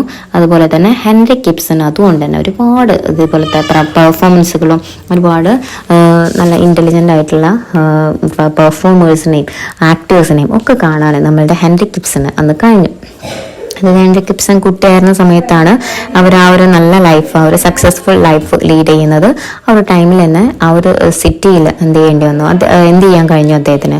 ഒരുപാട് അദ്ദേഹത്തിൻ്റെ ലൈഫ് ഒന്നുകൂടെ അദ്ദേഹത്തിന് ചിയറപ്പ് ചെയ്യാൻ, മീൻസ് അദ്ദേഹത്തിന് ഒന്നുകൂടെ സക്സസ്ഫുള്ളി കൊണ്ടുപോകാൻ അദ്ദേഹത്തിന് കഴിഞ്ഞു. ആ ഒരു കുട്ടിയായിരുന്ന സമയത്ത് നമുക്ക് സക്സസ്ഫുള്ളി കൊണ്ടുപോകാൻ കഴിഞ്ഞു എന്ന് പറയാൻ പറ്റില്ല, but he enjoyed a lot, ഒരുപാട് എൻജോയ് ചെയ്യാൻ അദ്ദേഹത്തിന് കഴിഞ്ഞു. Ibsen's mother, Marijen Altenburg, was an artistic woman who loved music and reading and held strong religious views. She was in love with a poor school teacher. They shared similar tastes, but she was not as wealthy as her. Her parents were class conscious, fairly wealthy, and owned a lot of land and property. അങ്ങനെ അതിലൊരു പ്രണയ നൈരാശ്യം വരികയാണ്. നമ്മളുടെ ഇബ്സന്റെ അമ്മ മാരിജൻ ആൾട്ടൻബർഗ് എന്ന് പറഞ്ഞ ആ ഒരു സ്ത്രീക്ക് എന്ത് വരികയാണ്, നമ്മളുടെ ഇബ്സന്റെ അച്ഛനെ കല്യാണം കഴിക്കുന്നതിന് മുമ്പ് കേട്ടോ, അതായത് ഇബ്സനൊക്കെ ജനിക്കുന്നതിന് മുമ്പ് തന്നെ തുടക്കത്തില്ല മാരിജൻ ആൾട്ടൻബർഗിന് ഒരു പ്രണയം തോന്നുകയാണ് അവരുടെ ഒരു സ്കൂൾ ടീച്ചറിൻ്റെ അടുത്ത്, ഒരു പാവപ്പെട്ട ഒരു സ്കൂൾ ടീച്ചറിൻ്റെ അടുത്ത്. പക്ഷേ നമ്മളുടെ ഈ ആൾട്ടൻബർഗ് എന്ന് പറഞ്ഞാൽ എന്താണ്, ആൾട്ടൻബർഗ് എന്ന് പറഞ്ഞാൽ അവരുടെ ഫാമിലി നെയിമാണ്. അവർ ഭയങ്കര റിലീജിയസ് ആയിട്ടുള്ള ആൾക്കാരായിരുന്നു. പക്ഷേ ഇവർ നമ്മളുടെ ഇബ്സന്റെ അമ്മ മാരിജനും അതുപോലെ തന്നെ ഈ സ്കൂൾ ടീച്ചറും തമ്മിൽ സിമിലർ ടേസ്റ്റ്, അതായത് എനിക്ക് പറ്റിയ മാച്ചാണ് എന്ന് തോന്നിയതുകൊണ്ടായിരുന്നു. പക്ഷേ അവർ ഇഷ്ടപ്പെട്ടത്, പക്ഷെ എന്തായിരുന്നില്ല, നോട്ട് ആസ് വെൽത്തി ആസ് നമ്മളുടെ മാരേജിൻ്റെ അത്രയും വെൽത്തി, അത്രയും സമ്പത്തും സ്വത്തും അത്രയും ബിസിനസ്സും കാര്യമൊന്നും ഇയാൾക്ക് ഉണ്ടായിരുന്നില്ല. പാരൻസ് വർ ക്ലാസ് കോൺഷ്യസ്, ഫെയർലി വെൽത്തി, ഭയങ്കര ക്ലാസ് കോൺഷ്യസ്, അതായത് മതത്തിന് ഏറ്റവും കൂടുതൽ, മതമല്ല മീൻസ് അവരുടെ ഒരു ക്ലാസ്സിന് എന്ത് ചെയ്തായിരുന്നു ഏറ്റവും കൂടുതൽ ഇമ്പോർട്ടൻസ് കൊടുക്കുന്ന പാരൻസ് ആയിരുന്നു നമ്മളുടെ ആൾട്ടൻബർഗ് ഫാമിലിയിലുണ്ടായിരുന്ന നമ്മളുടെ മാരേജിൻ്റെ പാരൻസ്. അതുകൊണ്ട് തന്നെ ഒരുപാട് പ്രോപ്പർട്ടിയും അതുപോലെ ഒരുപാട് സ്ഥലം ലാൻഡൊക്കെ ഓൺ ചെയ്തിരുന്നു. ഒരു വലിയ ഫാമിലി ആയിരുന്നു. നാട്ടിൽ അറിയപ്പെടുന്ന തറവാടികൾ എന്നൊക്കെ നമുക്ക് മനസ്സിലാവാൻ വേണ്ടി പറയാം. They did not approve of her choice and persuaded Marijan to marry the rich and lively suitor Nude Ibsen and give up on her first love. അങ്ങനെ നമ്മളുടെ അച്ഛനും അമ്മയും എന്ത് ചെയ്യാണ്, ആ പ്രണയത്തിന് അവിടെ തടങ്കലിടുകയാണ്. അവിടെ അവർ മാരേജിന് എന്ത് ചെയ്യാൻ പറ്റുന്നില്ല, സമ്മതിക്കുന്നില്ല, കല്യാണം കഴിക്കാനായിട്ട് സമ്മതിക്കുന്നില്ല. ക്ലാസ് ടീച്ചറെ, പാവപ്പെട്ട ക്ലാസ് ടീച്ചറെ കല്യാണം കഴിക്കാൻ സമ്മതിക്കുന്നില്ല. മറിച്ച് അവരെന്ത് ചെയ്യാണ്, അവരുടെ they did not approve of her choice, അവരുടെ ചോയ്സ് അവരെടുക്കുന്നില്ല. പക്ഷേ അവളെ പേഴ്സ്യൂഡ് ചെയ്യാണ്, പ്രേരിപ്പിക്കുകയാണ്. എന്തിനു വേണ്ടിയിട്ട്? ടു മാരി അനദർ മാൻ, മറ്റൊരാളെ കല്യാണം കഴിക്കാൻ വേണ്ടിയിട്ട് പ്രേരിപ്പിക്കുകയാണ്. And to give up on her first love, അവളുടെ ഫസ്റ്റ് ലവ് നീ മറക്കണം, ഇനി ഇയാളെ കല്യാണം കഴിക്കണം എന്ന് പറഞ്ഞിട്ട് ആരെ കാണിച്ചു കൊടുക്കുന്നത്? നമ്മുടെ നമ്മളുടെ ഇബ്സന്റെ അച്ഛനെയാണ് കാണിച്ചു കൊടുക്കുന്നത്. The Ibsen family was well regarded and respected in Skien and not seem destined for a comfortable moneyed existence. പക്ഷേ നമ്മളുടെ നുദ് ഇബ്സൻ ആരായിരുന്നു? നല്ല നുദ് ഇബ്സൻ എന്ന് പറഞ്ഞാൽ നമ്മളുടെ കല്യാണം കഴിക്കാനായിട്ട് കാണിച്ചു കൊടുത്ത ഇബ്സന്റെ അച്ഛന് വളരെ റെസ്പെക്റ്റഡ് ആയിട്ടുള്ള ഒരു ഫാമിലി ആയിരുന്നു അവരുടെ ടൗണിൽ. അതുകൊണ്ട് ഇബ്സൻ ഫാമിലി എന്ന് പറഞ്ഞാൽ വളരെ അറിയപ്പെടുന്ന നമ്മളുടെ ആൽറ്റൻബർഗ് ഫാമിലിനെ പോലെ തന്നെ വലിയ തറവാടികളിൽ നിന്ന് നേരത്തെ പറഞ്ഞ പോലെ പറയാം. അതുപോലെ തന്നെ നല്ലൊരു കംഫർട്ടബിൾ ലൈഫും, അതുപോലെ തന്നെ ഡെസ്റ്റിൻഡ് ഫോർ എ കംഫർട്ടബിൾ, അതായത് എന്താ നമ്മൾ പറയപ്പോ ചെല്ലു പറയല്ലോ, എന്തോന്ന് പറയും, ചെമ്പരിഞ്ഞ ചിരിച്ചും വെക്കാമോ, അങ്ങനെ എന്തോന്ന് പറയുമല്ലോ, എന്ന പോലെ എല്ലാം കൊണ്ടും ഉണ്ട്, ഒരിക്കലും ഒരു ബുദ്ധിമുട്ടും വരില്ല എന്ന് പറയുന്ന പറയത്തക്ക രീതിയിലുള്ള ഒരു ഫാമിലി ആയിരുന്നു. അങ്ങനെ എന്ത് ചെയ്തു, he was thought to be a good businessman, hard nosed and practical, other than that he was a sociable and gregarious at parties, popular as a storyteller, known for his wit and humor, not seemed the best choice for the daughter of the comfortably wealthy Altenburg family, and Marijan accepted the match. അങ്ങനെ നമ്മളുടെ നുദിപ്സ് എന്ന് പറഞ്ഞാൽ ഒരു സംഭവമായിരുന്നു അന്നത്തെ കാലത്ത്. നല്ലൊരു good business man ആയിരുന്നു, അതുപോലെ തന്നെ ഭയങ്കര പ്രാക്ടിക്കലായിട്ട് അതൊരു ബിസിനസ് മാൻ എന്നതിലുപരി അദ്ദേഹം പാർട്ടികളിലൊക്കെ ആയിട്ട് ഭയങ്കര സോഷ്യബിളായിട്ട്, അതായത് എല്ലാറ്റിലും ഭയങ്കര എന്ത് ചെയ്യാം, പാർട്ടിസിപ്പൻ്റ് ആയിട്ട് എല്ലാറ്റിലും ഉണ്ടാവും. അതുപോലെ തന്നെ നല്ലൊരു സ്റ്റോറി ടെല്ലർ ആയിരുന്നു. പിന്നെ ഭയങ്കര വിറ്റ് ആൻഡ് ഹ്യൂമറൊക്കെ കീപ്പ് ചെയ്യുന്ന, അതായത് എല്ലാവരും രസിപ്പിക്കാനൊക്കെ കഴിയുന്ന നല്ലൊരു മനുഷ്യനായിരുന്നു. അങ്ങനെയുള്ള ഒരാളെ കണ്ടപ്പോൾ നമ്മളുടെ മാരേജിന് എന്ത് തോന്നിയാ, ആദ്യത്തെ ആൾ പോവുകയാണെങ്കിൽ പൊട്ടാനേക്കാളും ബെറ്റർ ഇയാളാണെന്ന് കരുതിയിട്ട് നമ്മളുടെ നുദ് ഇബ്സന് എന്ത് ചെയ്യാണ്, നമ്മളുടെ ഈ ആൽറ്റൻബർഗത്തെ മാരേജിനാണ് ഇഷ്ടപ്പെടുകയാണ്. അങ്ങനെ ഇബ്സൻ ഫാമിലിയും ആൽറ്റൻബർഗ് ഫാമിലിയും കൂടെ എന്ത് ചെയ്യാണ്, ഒരുമിക്കാൻ ചെയ്യുന്നത്. ഇബ്സന് നമ്മളുടെ മാരേജിനെ കല്യാണം കഴിക്കുകയാണ്. ഇബ്സൻ മീൻസ് നുദ് ഇബ്സൻ എന്ത് ചെയ്യാണ്, നമ്മുടെ ഇബ്സന്റെ അമ്മയായിട്ടുള്ള മാരേജിനെ കല്യാണം കഴിക്കുകയാണ്. അങ്ങനെയാണ് അവരുടെ ഒരു കല്യാണം വരുന്നത്, അതായത് അവരുടെ കല്യാണം കഴിഞ്ഞു. Together, Nude and Marijan had 5 children, and quite early in life, Henrik was considered the most promising of his 3 brothers and 1 sister. Nude was successful as a businessman and ran a general store that dealt in luxurious imported goods. The store was located in Stockman House in the very center of the town, opposite the town church. അങ്ങനെ മാരേജിന് ഇവർ കല്യാണം കഴിഞ്ഞു. അവർക്ക് 5 കുട്ടികളൊക്കെ ഉണ്ടായി. ആ 5 കുട്ടികൾ, അതായത് നല്ല ഏർലി ലൈഫിൽ തന്നെ, അതായത് നല്ല പ്രായമാവുന്നതിന് മുമ്പ് തന്നെ 5 കുട്ടികൾ ഉണ്ടാവുന്നുണ്ട്. പിന്നെ നമ്മളുടെ ഹെൻറിക്ക് എന്ത് ചെയ്തായിരുന്നു, ഈ 5 പേരിലും ഭയങ്കര പ്രോമിസിങ് ആയിട്ടുള്ള, അല്ലെങ്കിൽ കുറച്ചും കൂടെ നല്ല ആക്റ്റീവ് ആയിട്ടുണ്ടായിരുന്ന ഒരു കുട്ടിയായിരുന്നു. നമ്മളുടെ 5 ആളിലും ഹെൻറിക്ക് കേട്ടോ, 3 ബ്രദേഴ്സും അതുപോലെ തന്നെ സിസ്റ്ററും ആയിരുന്നു ഉണ്ടായിരുന്നത്. അല്ല, ഹെൻറിക്ക് എപ്പോഴും എടുത്തു പറയേണ്ട ഒരാൾ തന്നെ ആയിരുന്നു. അതുപോലെ തന്നെ എന്ത് ചെയ്തു, നല്ല പണക്കാരനായിരുന്നു ഓൾറെഡി. അത് കൂടെ ഒരു പണക്കാരിനെ കല്യാണം കഴിച്ചതോട് കൂടിയിട്ട് ബിസിനസ്സൊക്കെ ഒന്നും കൂടെ എന്ത് ചെയ്തു, മെച്ചപ്പെടുത്തി. ഒരു ജനറൽ സ്റ്റോറായിരുന്നു അദ്ദേഹം. നമ്മുടെ ലക്ഷൂറിയസ് ഇമ്പോർട്ടഡ് ഗുഡ്സ് ഒക്കെ ഡീൽ ചെയ്തിരുന്ന, ഭയങ്കര ഇമ്പോർട്ടഡ് ഗുഡ്സ്, അതായത് ഇറക്കുമതി ചെയ്തിരുന്ന ഒരുപാട് കാര്യങ്ങളൊക്കെ, സാധനങ്ങളൊക്കെ വിറ്റഴിച്ചിരുന്ന ലക്ഷൂറിയസ് ആയിട്ടുള്ള ഒരു സ്റ്റോർ അദ്ദേഹം. സ്റ്റോറാണെങ്കിലോ നമ്മളുടെ ആ ടൗണിൽ സെൻട്രൽ തന്നെ സ്റ്റോക്ക്മാൻ ഹൗസിലായിരുന്നു ഉണ്ടായിരുന്നത്, അതായത് സെൻട്രൽ. അപ്പോൾ നമ്മൾ വളാഞ്ചേരി ടൗണിൽ സ്വന്തമായിട്ടൊരു സ്റ്റോർ അങ്ങനെയെന്ന് ചോദിക്കില്ലേ എന്ന പോലെ നമ്മളുടെ ആ ടൗണിൽ സെൻട്രൽ തന്നെ ഒരു നല്ലൊരു സ്റ്റോറൊക്കെ ഇട്ടു. ടൗൺ ചർച്ചിന് തൊട്ട് ഓപ്പോസിറ്റ് ആയിട്ട് തന്നെ. The Altenburg family on the distillery which Marichen inherited in 1830. This led to Nude's attempt to expand his business in wines and alcohol, for which he had already taken a large loan. Ibsen in his memoirs and letters recalls the hectic social life of his parents. They had a large house, always filled with the guests and the visitors, relatives, interesting strangers from far off lands. Ibsen remembers his really early life as being a charmed one. It was a life full of visitors and parties, stories, dances, musical performances, activity, color and excitement. Okay, അങ്ങനെ ആൽറ്റൻബർഗ് family എന്ത് ചെയ്തിരുന്നു, ഒരു distillery ഷോപ്പൊക്കെ on ചെയ്തിരുന്നു. അതായത് നമ്മുടെ സ്പിരിറ്റുകളുടെ, അതായത് ഈ നമ്മളുടെ കള്ള്, ബീറ് അങ്ങനത്തെ സാധനങ്ങളൊക്കെ ഉണ്ടല്ലോ, അത്തരത്തിലുള്ള ഒരു സ്റ്റോർ ആർക്കുണ്ടായിരുന്നു, ആൽറ്റൻബർഗ്, അതായത് നമ്മളുടെ ഇബ്സന്റെ അമ്മയുടെ ഫാമിലിക്ക് ഉണ്ടായിരുന്നു. അവിടെ അത് 1830 നമ്മളുടെ മാരേജിന്റെ പേരിൽ അവർ എഴുതി വെക്കുകയാണ്. എന്താ ആൽറ്റൻബർഗ് ഫാമിലി എന്ത് ചെയ്തു, അന്ന് ഇത് അനക്കുള്ളതാണ് ഇത് എന്ന് പറഞ്ഞിട്ട് അവളുടെ പേരിൽ എഴുതി കൊടുത്തു. അത് ന്യൂസിൽ എന്ത് ചെയ്തു, എക്സ്പാൻഡ്, നേരത്തെ പറഞ്ഞ പോലെ ഒരു കുറച്ചും കൂടെ പണക്കാരായിട്ടുള്ള സ്ത്രീനെ കല്യാണം കഴിച്ചപ്പോൾ ബിസിനസ്സൊക്കെ ഒന്നുകൂടെ എക്സ്പാൻഡ് ചെയ്തു. ആൻഡ് അവിടെ വൈൻസ്, ആൽക്കഹോൾ, അത്തരത്തിലുള്ള ഒരുപാട് സംഭവങ്ങളൊക്കെ എടുത്തു. പക്ഷേ which he had already taken A large loan, അതിലൊരു ലോണും നമ്മളുടെ ഇബ്സൺ എടുത്തു. അതായത് ഒന്നും കൂടെ എക്സ്പാൻഡ് ചെയ്തപ്പോൾ ഭയങ്കര ഓവർ കോൺഫിഡൻസോട് കൂടിയിട്ട് ലോണൊക്കെ എടുത്തു. ആൻഡ് നമ്മളുടെ ഹെൻറിക് ഇബ്സൺ അദ്ദേഹത്തിൻ്റെ മെമ്മോയേഴ്സിലും ലെറ്റേഴ്സിലും ഒക്കെ അദ്ദേഹം പറയുന്നുണ്ട് അദ്ദേഹത്തിൻ്റെ ആ സോഷ്യൽ ലൈഫ്, അതായത് ഹെക്ടിക് സോഷ്യൽ ലൈഫ്, ഭയങ്കര ബിസി ആയിട്ടുണ്ടായിരുന്ന ഒരു സോഷ്യൽ ലൈഫിനെ കുറിച്ചിട്ട് പറയുന്നുണ്ട്. അദ്ദേഹത്തിൻ്റെ സോഷ്യൽ ലൈഫ് മീൻസ് അദ്ദേഹത്തിൻ്റെ പാരൻസ് ഭയങ്കര ബിസി ആയിരുന്നു, ഹെക്ടിക് ലൈഫ് ലീഡ് ചെയ്തിരുന്നവരും, ബിസി ലൈഫ് ലീഡ് ചെയ്തിരുന്നവരും സ്വാഭാവികമായിട്ടും എന്ത് ചെയ്യും, മക്കളും അതുപോലെ തന്നെ ആവും. അപ്പം നമ്മളൊക്കെ ഇപ്പോൾ പാരൻസ് രണ്ടുപേരും വർക്ക് ചെയ്യാൻ പോവുകയാണ്, പിന്നെ വൈകുന്നേരം വന്നാൽ അങ്ങനെ നമ്മളുടെ കുട്ടികൾ എന്ത് ചെയ്യും, അവരുടെ ആ ഒരു ചൈൽഡ്ഹുഡ് അതിലൊരുപാട് പോകുന്നില്ലേ. അതുപോലെയൊക്കെ തന്നെ നമ്മളുടെ ഹെൻറിക് ഇബ്സൺ ഒരുപാട് അത്തരത്തിലുള്ള കാര്യങ്ങളൊക്കെ അദ്ദേഹത്തിന്റെ മെമ്മോയേഴ്സിലൊക്കെ എഴുതിയിട്ടുണ്ട്. അദ്ദേഹം അവർക്കൊരു വലിയ വീടുണ്ടായിരുന്നു കേട്ടോ എപ്പോഴും. പക്ഷേ വീട്ടിൽ ആരായിരിക്കും, ഗസ്റ്റുകൾ, വിസിറ്റേഴ്സ്, റിലേറ്റീവ്സ്, അതുപോലെ തന്നെ ഇൻട്രസ്റ്റിംഗ് സ്ട്രേഞ്ചേഴ്സ്, ഒരുപാട് ദൂരെ നിന്നുള്ള ഒരുപാട് സ്ട്രേഞ്ചേഴ്സ് ഒക്കെ ആയിട്ട് എപ്പോഴും വീട്ടിൽ ഫുൾ ആളായിരിക്കും. അങ്ങനെയൊക്കെ ആകുമ്പോൾ തന്നെ എന്ത് ചെയ്തിരുന്നു, ഇബ്സന് വലിയൊരു ഇഷ്ടം ഉണ്ടായിരുന്നില്ല. എന്നാലും നമ്മളുടെ ഇബ്സൺ അതൊക്കെ ആയിട്ട് ഇങ്ങനെ അഡ്ജസ്റ്റ് ചെയ്ത് പോവുമായിരുന്നു. Ibsen remembers his early life as being a charmed one. അദ്ദേഹത്തിന് ആ തുടക്കം മുതലുള്ള ഏർലി ലൈഫ് ഭയങ്കര ചാംഡ് ആയിട്ടാണ് നമ്മളുടെ ഇബ്സൺ അതിലൊക്കെ പറയുന്നത്. ഒരു full of visitors and parties ഒത്തിരി ഇഷ്ടമായിരുന്നു.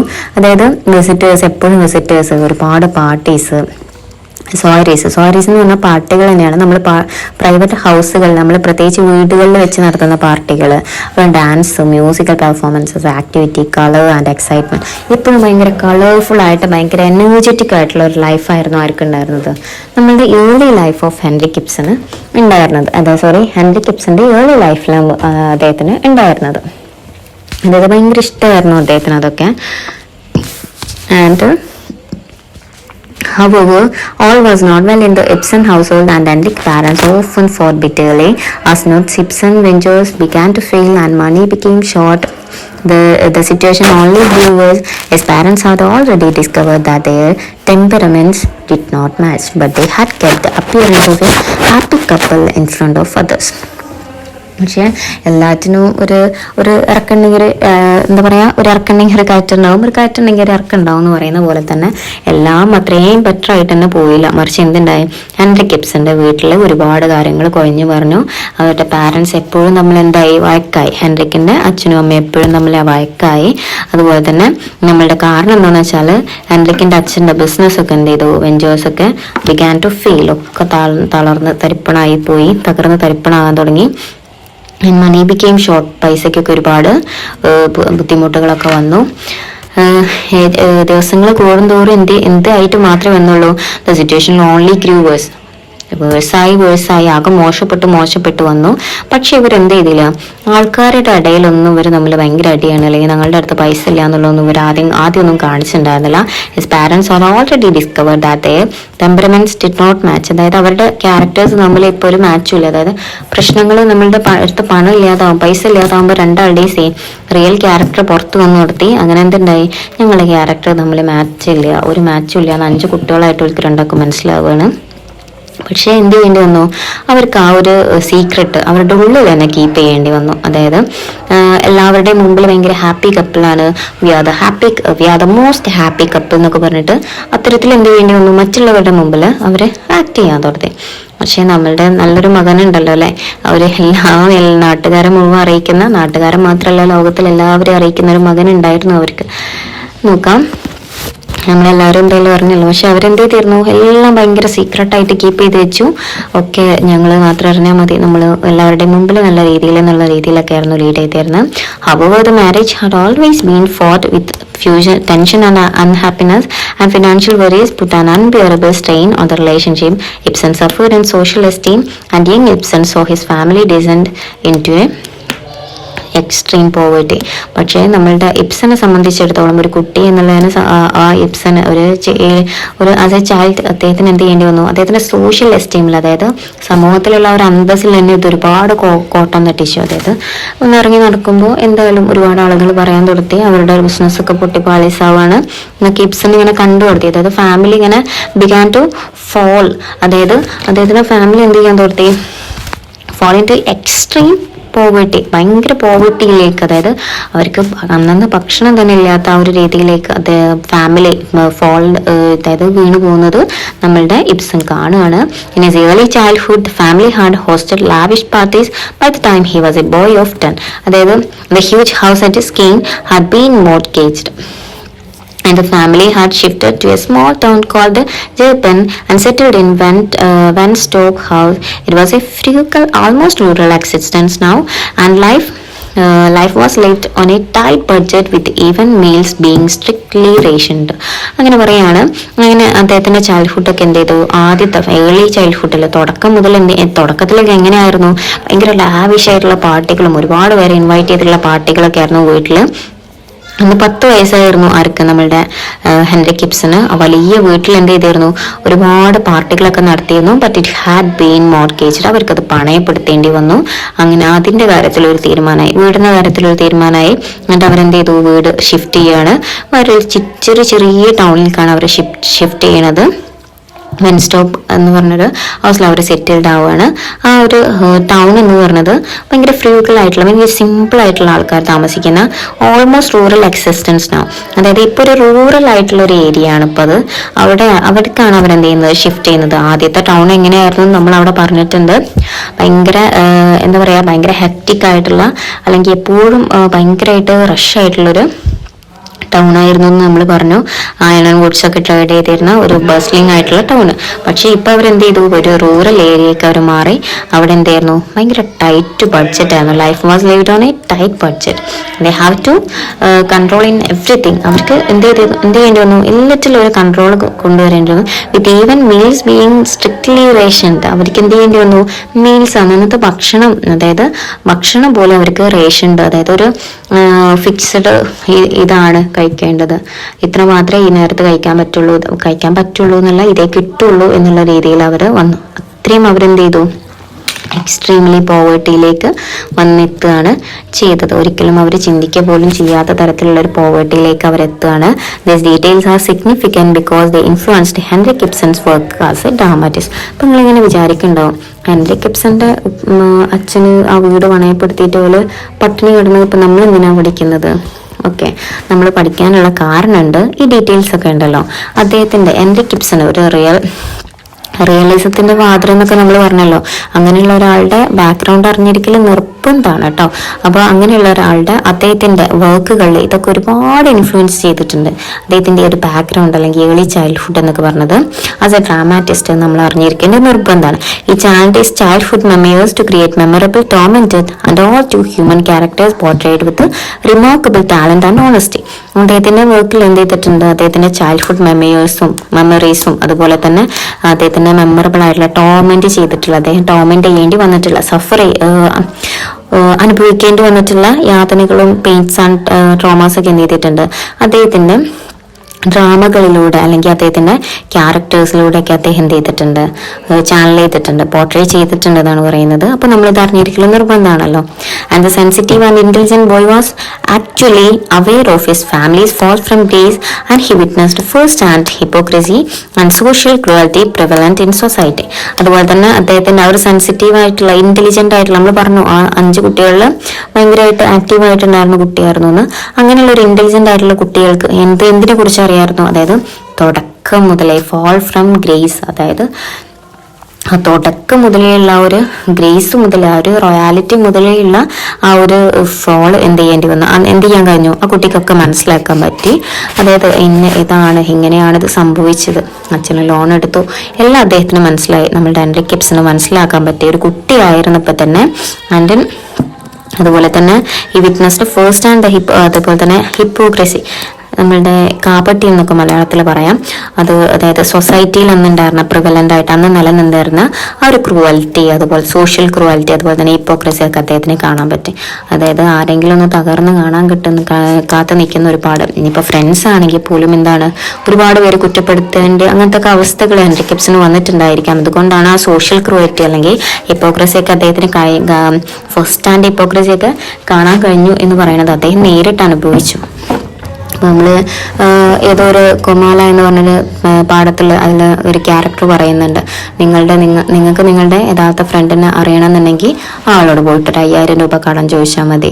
ചിലപ്പോൾ അയാളൊരു ചായ വാങ്ങിത്തരാമെന്ന് പറയും, പക്ഷെ എന്ത് ചെയ്യൂല, 5000 രൂപ തരില്ല. അല്ലെന്നുണ്ടെങ്കിൽ അത്തരത്തിലുള്ളൊരു ഡയലോഗ് ഉണ്ടല്ലോ, അതുപോലെയാണ് എന്ത് ചെയ്യുന്നത്, ഇയാളുടെ ഈ ഒരു ഫെയിലിയറിൽ ആരും അദ്ദേഹത്തിന് കൂടെ നിൽക്കുന്നില്ല. അതുകൊണ്ട് തന്നെ അദ്ദേഹത്തിന് ഒക്കെ മനസ്സിലാക്കാൻ പറ്റി. And in many of his place the unhappy marriages, the frustrated and suppressed married women, the drunken husband, or well-meaning but ineffectual acquaintances, and which he portrayed were based on his early memories. അപ്പോൾ നമ്മൾ കാണാൻ പറ്റും അദ്ദേഹത്തിൻ്റെ പ്ലേകളിലൊക്കെ unhappy മാരേജുകൾ, അതായത് സന്തോഷകരമല്ലാത്ത മാരേജുകൾ, അതുപോലെ തന്നെ frustrated ആയിട്ടുള്ള ഭയങ്കര ടെൻഷൻ അടിച്ചിട്ടുള്ള മാരീഡ് വുമൻ, സപ്രസ്ഡ് ആയിട്ടുള്ള വളരെ അടിച്ചമർത്തപ്പെട്ടിട്ടുള്ള മാരീഡ് കല്യാണം കഴിഞ്ഞ സ്ത്രീകളെ കുറിച്ചിട്ട്, ഡ്രങ്കൻ ഹസ്ബൻഡ്, ഇതൊക്കെ നമുക്ക് കാണാൻ കഴിയും അദ്ദേഹത്തിൻ്റെ ലൈഫിൽ തന്നെ. ഡ്രങ്കൻ ഹസ്ബൻഡ് എന്ന് വെച്ചാൽ അച്ഛൻ ഒരുപാട് കുടിക്കുന്നുണ്ട്, കള്ളു കുടിക്കുന്നുണ്ട് അവസാനിക്കാവുമ്പോഴേക്കിന്. അതുപോലെ തന്നെ അമ്മേനെ കുറിച്ചിട്ട് ഒക്കെ നമുക്ക് ചിന്തിച്ചാൽ കണക്ട് ചെയ്യാൻ പറ്റും. And well meaning but ineffectual acquaintance. Acquaintance എന്ന് പറഞ്ഞാൽ നിങ്ങൾക്കറിയാം, ഫ്രണ്ട്സിന് അല്ലെങ്കിൽ കൂടെ ഉള്ള ആൾക്കാരൊക്കെയാണ് നമ്മൾ പറയുന്നത് അക്വൈൻറ്റൻസ്. കൂടപ്പറപ്പ് മീൻസ് നമ്മൾ നല്ല അടുത്ത ഫ്രണ്ട്സിനെയൊക്കെ നമ്മൾ അങ്ങനെ പറയാറുണ്ട്, കമ്പാനിയൻസ്. അപ്പോൾ ഈ അക്വൈൻറ്റൻസ് അതായത് ഈ കൂടെയുള്ള, അതായത് ഈ സിസ്റ്റേഴ്സ് ആൻഡ് ബ്രദേഴ്സ് വരെ എന്ത് ചെയ്തിട്ടുണ്ടാവാം, നമ്മളുടെ ഇൻഎഫക്ച്വൽ ആയിട്ട് ആരും ഒന്നും ഹെൽപ്പ് ചെയ്യുന്നില്ല, അത് അങ്ങനത്തെയുള്ള അക്വൈൻറ്റൻസിനെ കുറിച്ചിട്ടോ അല്ലെങ്കിൽ ഇൻഎഫക്ച്വലി ഉള്ള കമ്പാനിയൻസിനെ കുറിച്ചിട്ടും ഡ്രങ്കൻ ഹസ്ബൻഡിനെ കുറിച്ചിട്ടും സപ്രസ്ഡ് ആയിട്ടുള്ള വളരെ അടിച്ചമർത്തലുകൾ ഏറ്റുവാങ്ങേണ്ടി വന്നിട്ടുള്ള മാരീഡ് വുമനെയും ഫ്രസ്ട്രേഷൻസും അൺഹാപ്പി മാരേജസും ഒക്കെ അദ്ദേഹത്തിന്റെ പ്ലേകളിൽ എന്ത് ചെയ്തിട്ടുണ്ട്, കൊണ്ടുവന്നിട്ടുണ്ട്. And these all were based on his early memories, അദ്ദേഹത്തിന്റെ ഏർലി മെമ്മറീസിൽ ഉണ്ടായിരുന്ന എക്സ്പീരിയൻസുകളായിരുന്നു ഇതെല്ലാം. And the settings of his plays in the small rooms and genteel parlors are probably based on the house and school near Wenstorm, as many Ibsen commentators and biographers point out.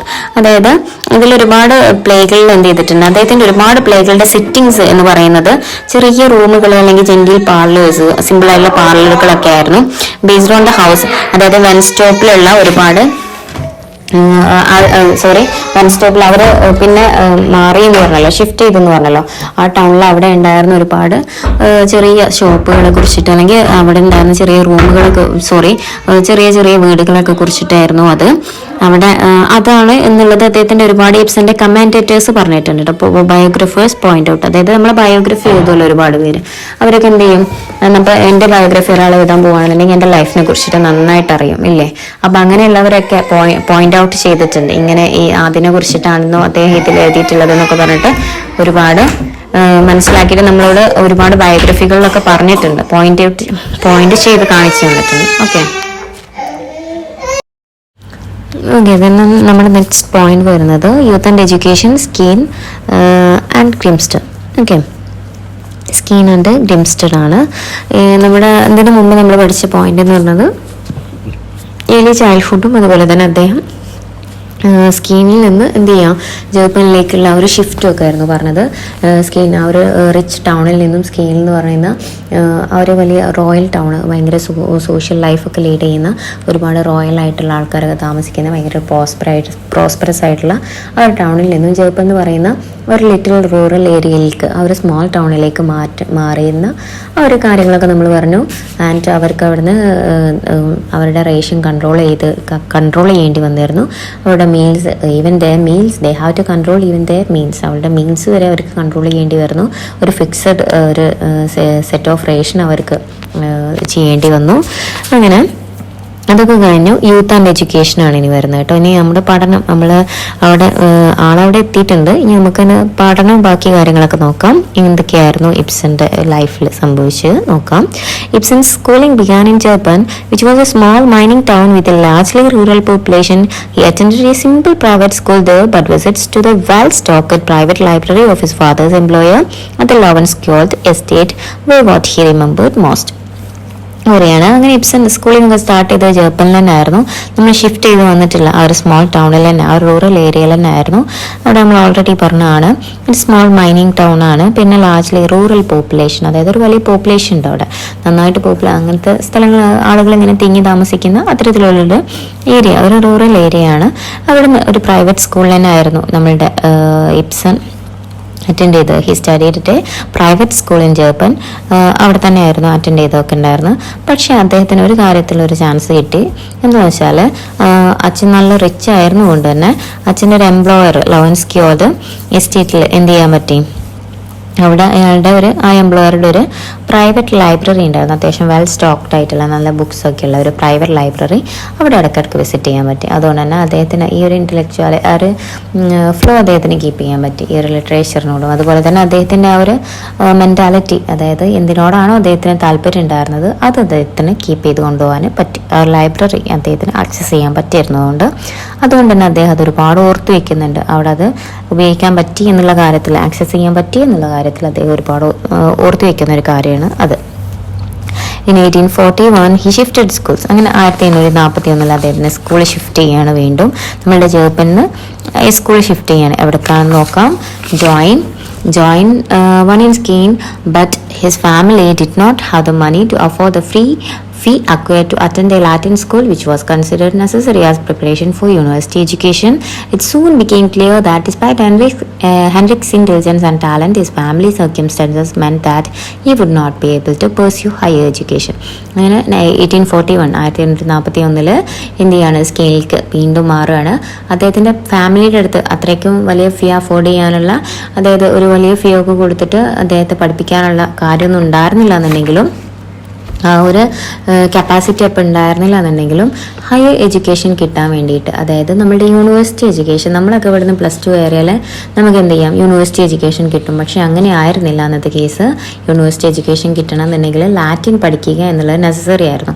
അപ്പോൾ Latin പഠിക്കാൻ വേണ്ടിയിട്ട് ഒരു highly ഫീ required ആണ്, അതായത് നല്ലൊരു തുക തന്നെ, നല്ലൊരു എക്സ്പെൻസ് അതിനാവും. അപ്പോൾ അതിന് വേണ്ടിയിട്ടുള്ള ഒരു ഫാമിലി സപ്പോർട്ട് കൊടുക്കാൻ അദ്ദേഹത്തിൻ്റെ പാരൻസിൻ്റെ അടുത്ത് ഉണ്ടായിരുന്നില്ല. So it soon became clear that despite Henricus intelligence and talent, അതായത് പിന്നെ കുറച്ച് കഴിഞ്ഞപ്പോൾ തന്നെ അദ്ദേഹത്തിന് തന്നെ മനസ്സിലാവുന്നുണ്ട് അദ്ദേഹത്തിൻ്റെ ഇൻ്റലിജൻസും ടാലൻറ്റും ഒന്നും ഉണ്ടായിട്ട് കാര്യമൊന്നുമില്ല. ഡിസ്പൈറ്റ് ദാറ്റ്, അതിനൊക്കെ പുറമെ എന്താണ്, his family circumstances meant that he would not be able to pursue higher education. അദ്ദേഹത്തിൻ്റെ ആ ഒരു ഫാമിലി സർക്യൂംസ്റ്റൻസസ് അല്ലെങ്കിൽ ആ ഒരു കണ്ടീഷൻസ് മനസ്സിലാക്കിയാൽ തന്നെ എന്ത് മനസ്സിലാവും, അദ്ദേഹത്തിനൊരു ഹയർ എഡ്യൂക്കേഷൻ പെർസ്യൂ ചെയ്ത് കൊടുക്കാൻ നമ്മളുടെ അദ്ദേഹത്തിൻ്റെ ഫാമിലി സപ്പോർട്ടിന് കഴിയില്ല എന്നുള്ളത് അദ്ദേഹത്തിൻ്റെ ഫാമിലിക്കെല്ലാം അദ്ദേഹത്തിന് നന്നായിട്ട് തന്നെ അറിയായിരുന്നു. അദ്ദേഹത്തിന് അങ്ങനെ ഒരു എഡ്യൂക്കേഷൻ എൻ്റെ ഫാമിലിക്ക്, എൻ്റെ പാരൻസിന് തരാൻ കഴിയില്ല എന്നുള്ളത്. That mean he was well aware of the fact that he will never get family support for further education. എനിക്കിനി ഫർദർ എഡ്യൂക്കേഷന് വേണ്ടിയിട്ട് I will never get back support എന്ന് പറഞ്ഞാൽ ഒരു ഇമ്പോർട്ടൻറ്റ് ഘടകമാണ്, അത് കിട്ടൂല എന്നുള്ളത് അദ്ദേഹത്തിന് അറിയണ്ടായിരുന്നു. പിന്നീട് വരുന്നത് നെക്സ്റ്റ് നോക്കാം. ഇബ്സൻസ് idyllic and comfortable childhood uttered into a nightmare, and his talents as a scholar meant little in the face of his family's lack of prosperity. It was clear that he would have to find means to support himself very soon, and this troubled Ibsen much, as did the fact that scheme society now mocked and avoided the family. മറ്റൊരു കാര്യം, ഇബ്സൻസ് ഇഡ്ലിക്ക് എന്ന് വെച്ചാൽ നമ്മുടെ ഇഡ്ഡലി അല്ല, happiness എന്നാണ് അതിൻ്റെ meaning വരുന്നത്. ഇഡ്ലിക്ക് എന്ന് പ്രൊനൗൺസ് ചെയ്യാറുണ്ട്, നമ്മൾ ഇഡ്ലിക്ക് എന്നാണ് കറക്റ്റ് പ്രൊനൗൺസിയേഷൻ വരുന്നത്. ഓക്കെ, ഇഡ്ലിക്ക് അതെന്ന് വെച്ചാൽ അദ്ദേഹത്തിന് ആ ഒരു കംഫർട്ടബിൾ ആ ചൈൽഡ്ഹുഡ് ഉണ്ടല്ലോ, നമ്മൾ പറഞ്ഞില്ല ഭയങ്കര ലാവിഷ് ആയിട്ടുള്ള ലക്ഷറിയസ് പാർട്ടീസും ഒരു ലാർജ് ഹൗസും ഒക്കെ കൂടെ ആയിട്ടുള്ള ഒരു കംഫർട്ടബിൾ ലൈഫ് എന്ത് ചെയ്തു, ഒരു നൈറ്റ് മെയർ ആയിട്ട് മാറി, ഒരു വെറും ദുസ്വപ്നായിട്ട് എന്ത് ചെയ്യണം മാറുകയാണ്. നമ്മൾ പറഞ്ഞു ഫ്രം ദി ഗ്രേസ്, അതായത് അവിടുന്ന് അവർ എന്ത് ചെയ്യാണ്, അത് ടപ്പേ പറഞ്ഞിട്ട് ലാസ്റ്റ് ഇങ്ങോട്ട് താഴത്തേക്ക് പോരുകയാണ്. അങ്ങനെ ഇരിക്കുമ്പോഴാണ് അദ്ദേഹത്തിൻ്റെ ആ ഒരു and his talents as a scholar meant little in the face of his family's lack of prosperity. അദ്ദേഹത്തിൻ്റെ ആ ഒരു സ്കോളർ ബുദ്ധി അല്ലെങ്കിൽ ആ ഒരു ഇൻ്റലക്ച്വാലിറ്റി, ആ ഒരു ടാലൻ്റ് ഒക്കെ എന്തായി മാറി, അയാളുടെ ആ ഒരു ഫാമിലി ലാക്ക് ഓഫ് പ്രോസ്പെരിറ്റി, ഫാമിലീസിൻ്റെ കയ്യിലൊന്നുമില്ല, അവർക്ക് ആ ഒരു പ്രോസ്പെറസ് എന്ന് പറഞ്ഞ സംഭവമൊക്കെ പറ്റേ നഷ്ടപ്പെട്ടിട്ടുണ്ട്. അപ്പോൾ അതിൻ്റെ മുമ്പിൽ ഇയാളുടെ നമ്മളുടെ ഹെൻറിക് ഇബ്സൺ അദ്ദേഹത്തിൻ്റെ ടാലൻ്റ് എന്ന് പറയുന്നത് എന്തായി, ഒന്നും അല്ലാണ്ടായിപ്പോയി. കാരണം എൻ്റെ മകന് നല്ല ടാലൻ്റ് ഉണ്ട്, എങ്ങനെയെങ്കിലും കുട്ടീനെ പഠിപ്പിക്കണം എന്നുള്ള ചിന്ത ഒന്നും പാരൻസിന് ഉണ്ടായതുമില്ല.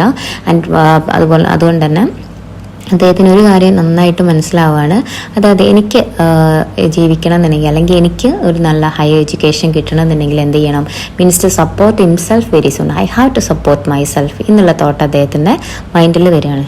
he thought about that if he get, അതായത് നന്നായിട്ട് എഡ്യൂക്കേഷൻ കിട്ടുകയാണെന്നുണ്ടെങ്കിൽ എന്താണ്, എനിക്ക് നല്ല ആളായിട്ട് മാറാം എന്നുള്ളത് അദ്ദേഹത്തിന് അറിയായിരുന്നു. അതുകൊണ്ട് തന്നെ അത് കിട്ടണം എന്നുണ്ടെങ്കിൽ എനിക്ക് എന്നെ തന്നെ I have to support myself എന്നുള്ള തോട്ട് അദ്ദേഹത്തിൻ്റെ മൈൻഡിൽ വരികയാണ്. പക്ഷെ അത് അദ്ദേഹത്തെ ഒരുപാട് ബുദ്ധിമുട്ടിച്ചു. It troubled him very much. കാരണം എന്താണെന്ന് വെച്ചാൽ അത്രയും ഏജ്ഡ് ഒന്നും ആയിട്ടില്ല, ഒരു യങ് ആണ് ആൾ. ആ ഒരു ടൈമിൽ ഞാൻ സ്വന്തമായിട്ട് ഏൺ ചെയ്തിട്ട് I have to plot up myself, എനിക്ക് എന്നെ തന്നെ വളർത്തിയെടുക്കണം എന്നുള്ള ആ ഒരു ചിന്ത ഒരു ചെറിയ ഒരാളുടെ മൈൻഡിൽ വരിക എന്ന് പറഞ്ഞാൽ വളരെയധികം വിഷമമുള്ള കാര്യമായിരുന്നു. ആൻഡ് എന്നിട്ട് എന്ത് ചെയ്യാണ്, അതുപോലെ തന്നെ അതൊരുപാട് ട്രബിൾ ചെയ്യുക മാത്രമല്ല, അദ്ദേഹത്തിന് ഈ സ്കെയിൻ സൊസൈറ്റി ഉണ്ടല്ലോ, പണ്ട് ഭയങ്കര ഏറ്റവും റോയലായിട്ട് നിന്നിരുന്ന നമ്മളുടെ ഇബ്സൺ ഫാമിലീനെ ഇപ്പം എന്ത് ചെയ്തു, എല്ലാവരും മോക്ക് ചെയ്യാൻ തുടത്തി, എല്ലാവരും ഇങ്ങനെ മോക്ക് ചെയ്യാന്ന് വെച്ചാൽ കളിയാക്കാൻ തുടത്തി. ആൻഡ് അവോയ്ഡഡ്, അവർ എല്ലാവരും Skien society avoided and mocked the Ibsens family. ഇബ്സൻ്റെ ഫാമിലിനെ പറ്റി അവോയ്ഡ് ചെയ്യുകയാണ് ചെയ്യുന്നത്.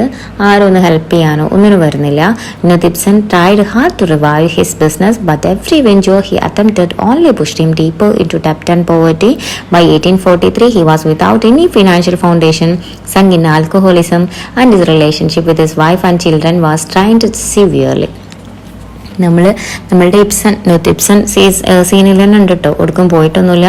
മൂപ്പർ എന്ത് ചെയ്യുന്നുണ്ട്, അതിൻ്റെ ഇടയിൽ ഒരുപാട് ട്രൈ ചെയ്യുന്നുണ്ട്, ഭയങ്കര ഹാർഡ് വർക്കൊക്കെ ചെയ്യുന്നുണ്ട്, എങ്ങനെയെങ്കിലും ബിസിനസ് തിരിച്ചു പിടിക്കണം എന്നൊക്കെ വിചാരിച്ചിട്ട്. But it will not work, അതൊന്നും വർക്ക് ആവുന്നില്ല എന്ന് മാത്രമല്ല, ഇൻ എവറി സ്റ്റെപ്പ്, എല്ലാ സ്റ്റെപ്പും ഓരോ സ്റ്റെപ്പും അയാൾ എടുക്കും തോറും എന്ത് ചെയ്തു, ഇറ്റ് ബിക്കം വേഴ്സർ ദാൻ ബിഫോർ. അത് വേഴ്സർ ദാൻ, അതായത് മുമ്പേക്കാളും എന്ത് ചെയ്തു, പിന്നെയും വേഴ്സറായി പറ്റേ മോശപ്പെട്ടു വന്നു. അത് അദ്ദേഹത്തെ വീണ്ടും കൂടുതലായിട്ട് ഡീപ്പർ ഇൻ ടു ഡെപ്റ്റ് ആൻഡ് പോവേർട്ടി, ഒന്നുകൂടെ പോവേർട്ടിയിൽ എത്തിക്കുകയും ചെയ്തു.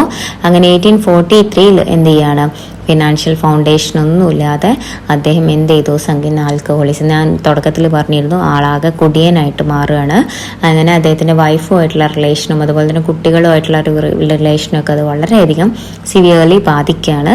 ആൻഡ് ഇൻ ഒക്ടോബർ, ആ ഇയറിൽ തന്നെ ഒക്ടോബറിൽ, അതായത് ഒരു നമ്മുടെ അങ്ങനെ വരുമ്പോൾ ആ ഇയറിൽ തന്നെ ഒക്ടോബറിൽ 1843, അതായത് നമ്മളുടെ ഹെൻറിക് ഇബ്സൻ്റെ ആ ഒരു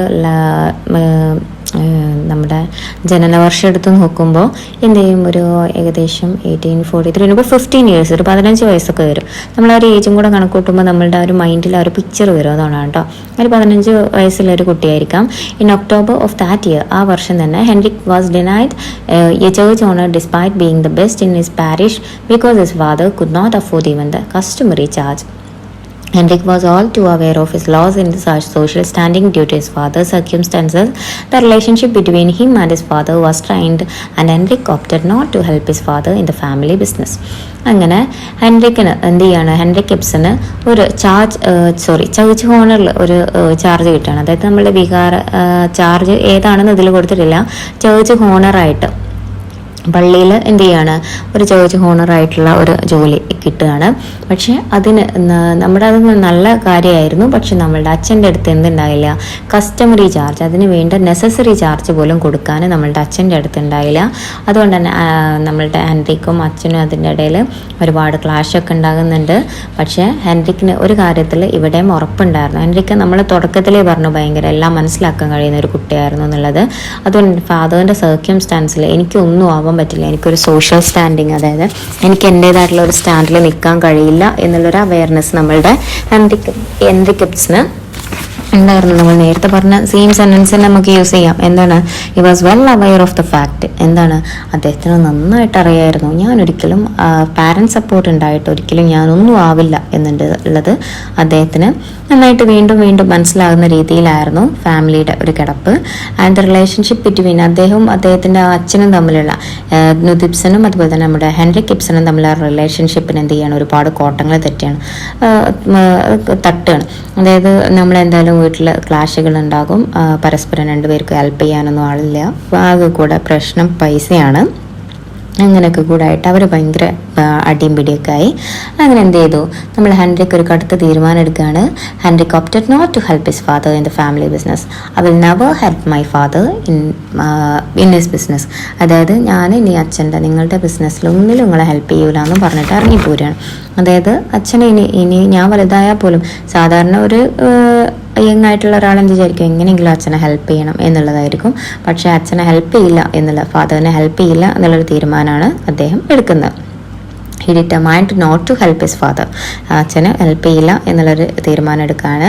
he wanted to pursue a career as an artist but was forced to look for a job that would help sustain him and give him some independence. Hence he wanted desperately to be rid of his father's depressing influence and the green tense atmosphere at home.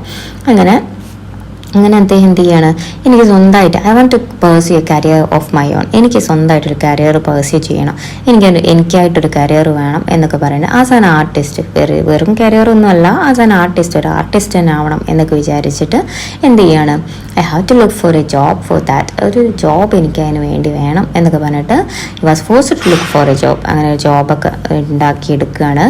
അതായത് എനിക്ക് എങ്ങനെയെങ്കിലും ഒരു ജോലി തപ്പിപ്പിടിച്ചെടുക്കണം എന്നൊക്കെ വിചാരിച്ച് മൂപ്പര് ഇറങ്ങുകയാണ്. And sustain him and give him some independence. അതായത് എനിക്ക് എൻ്റേതായിട്ട് നിലനിൽക്കണം, എനിക്ക് സ്വന്തമായിട്ട് ഒരു നിലനിൽപ്പ് വേണം, അതുപോലെ തന്നെ എനിക്ക് എൻ്റേതായിട്ടുള്ള ഇൻഡിപെൻഡൻസ് വേണം എന്നൊക്കെ വിചാരിച്ചിട്ട് അദ്ദേഹം ഇറങ്ങുകയാണ് കേട്ടോ. ഫാദർ ഡിപ്രസിങ് ഇൻഫ്ലുവൻസ്, അതായത് എന്നിലുള്ള അച്ഛൻ്റെ ഒരു ഇൻഫ്ലുവൻസ് എന്ന് പറഞ്ഞാൽ നീ ഇങ്ങനെ ചെയ്യും, നീ അങ്ങനെ ചെയ്യും എന്ന് പറഞ്ഞാൽ ആ ഒരു ഇൻഫ്ലുവൻസ് ഒഴിവാക്കാനും, അതുപോലെ തന്നെ ആ ഒരു അറ്റ്മോസ്ഫിയർ, ആ ടെൻസ് ആയിട്ടുള്ള ഡിപ്രസ്ഡ് അറ്റ്മോസ്ഫിയർ ഉണ്ടല്ലോ വീട്ടിലെ, എല്ലാം കൊണ്ടും ആകെ കൂടെ പ്രശ്നങ്ങളിൽ കിടക്കുന്ന ആ ഒരു അറ്റ്മോസ്ഫിയറിൽ നിന്ന് എങ്ങനെയെങ്കിലും പോകണം, അങ്ങനെ ആ വീട്ടിൽ നിന്ന് ഒളിച്ചോടി പോകാവുന്ന രീതിയിൽ, അതായത് എങ്ങനെയെങ്കിലും എനിക്ക് വീട് വിട്ടിറങ്ങണം എന്നുള്ളൊരു മൈൻഡ് മാത്രമായിരുന്നു അദ്ദേഹത്തിന് ഉണ്ടായിരുന്നത്. So he found the employment in Grimstad, a town about 150 kilometre away from Skien, as an apprentice to an apothecary. He hoped to gain enough to study further and become a doctor. With this aim in mind, he bid farewell to his family and life in Skien. അങ്ങനെ എന്ത് ചെയ്യാണ്, ഗ്രീംസ്റ്റഡിൽ അദ്ദേഹം, അങ്ങനെയാണ് നമ്മുടെ ഗ്രീംസ്റ്റഡ് വരുന്നത് കേട്ടോ. നമ്മുടെ ഗ്രീംസ്റ്റഡ് വന്നു കഴിഞ്ഞു, നമ്മളതിൻ്റെ ഹെഡിങ്ങിൽ തന്നെ കാണുന്നുണ്ട്, ടൈറ്റിലിൽ കാണുന്നുണ്ട്. അങ്ങനെ ഗ്രീംസ്റ്റഡിൽ ഒരു എങ്ങനെ തപ്പി പിടിച്ചൊരു ജോലിയൊക്കെ സെറ്റാക്കി. എന്നിട്ട് എന്ത് ചെയ്യാണ്, ഒരു 150 കിലോമീറ്റർ അവേ, അതായത് നിൽക്കുന്ന സ്ഥലത്ത് നിന്ന് 150 കിലോമീറ്റർ അവേ, ഒരുപാട് പോവാണ്ട്. അവിടെ പോയിട്ട് ഒരു അപ്രൻറ്റീസായിട്ട്, അപ്രൻറ്റീസ് എന്ന് പറഞ്ഞാൽ എംപ്ലോയി എന്നുള്ള അർത്ഥം തന്നെയാണ്, ടു ആൻ അപ്പോത്തക്കരി. അപ്പോത്തക്കരി എന്ന് പറഞ്ഞാൽ ഫാർമസിയാണ് കേട്ടോ. നമ്മളുടെ ഡ്രഗ്സ് മീൻസ് മെഡിസിനൊക്കെ പ്രൊവൈഡ് ചെയ്യുന്ന ഫാർമസിനെയാണ് നമ്മൾ പണ്ടത്തെ, അതിനെയാണ് അപ്പോത്തക്കരി എന്ന് പറയുന്നത്. അവിടെ ഒരു ജോലിയൊക്കെ സെറ്റായി. എന്നിട്ട് എന്ത് ചെയ്തു, അങ്ങോട്ട് ഷിഫ്റ്റ് ചെയ്തു, ഗ്രീംസ്റ്റഡിലേക്ക് പോവുകയാണ്. ലീവിങ്, അമ്മേനെ അച്ഛനെ എല്ലാം വിട്ടിട്ടാണ് പോകുന്നത്. He hope to earn enough to study further, അതായത് എനിക്ക് എങ്ങനെയാലും ഇനി പഠിക്കണം, അതിന് വേണ്ടിയിട്ടായിരുന്നു ബിക്കം എ ഡോക്ടർ, ഒരു ഡോക്ടർ ആവണം, എനിക്ക് നന്നായിട്ട് പഠിക്കണം എന്നുള്ളൊക്കെ ഒരു അംബിഷൻസ് അദ്ദേഹത്തിൻ്റെ മൈൻഡിലുണ്ടായിരുന്നു.